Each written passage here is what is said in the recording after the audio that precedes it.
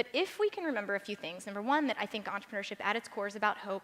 It's about seeing that change is possible in the world, and it's about being committed to taking steps to actually make that change happen, making tomorrow better than today. If we can remember that, if we can remember that what we believe actually defines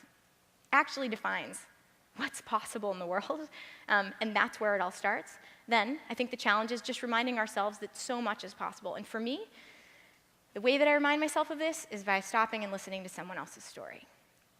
Every single time I do this, and I'm genuinely open to learning about that other human being, I am amazed and I am inspired.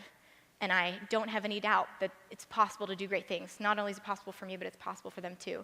I have one thing that I need to mention. Yesterday, I arrived, I flew in from LA, I got to the airport, and my driver is standing holding a sign. I go and I say hello to him, and his accent was too familiar not to ask, so I inquired in Swahili where he was from, kind of going out on a limb. He was from a small village on the border of Kenya and Uganda, where the first 7, it's a village, it's tiny, the first 7 Kiva entrepreneurs were from. We had an amazing conversation. I heard his story. It was tearful, it was amazing, it was incredible. And as we were driving to the hotel last night, I asked him if he got to stand up here, what he would say. I think it's only fair. And because he said, please tell those people not to forget about us. And I thought that that was really the most important thing that I could deliver, whether it was for him or for me. I wish I would have thought of it too.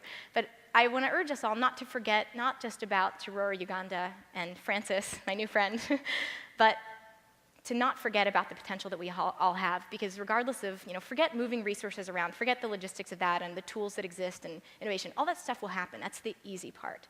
What I urge us today is to remind ourselves to stop and listen to each other's stories, because once we are utterly convinced, if we remind ourselves to be convinced in each other's potential and that change is really possible, that's, in the end, I think the real place of, the real origin for making tomorrow better than today, and that's really what changes the world.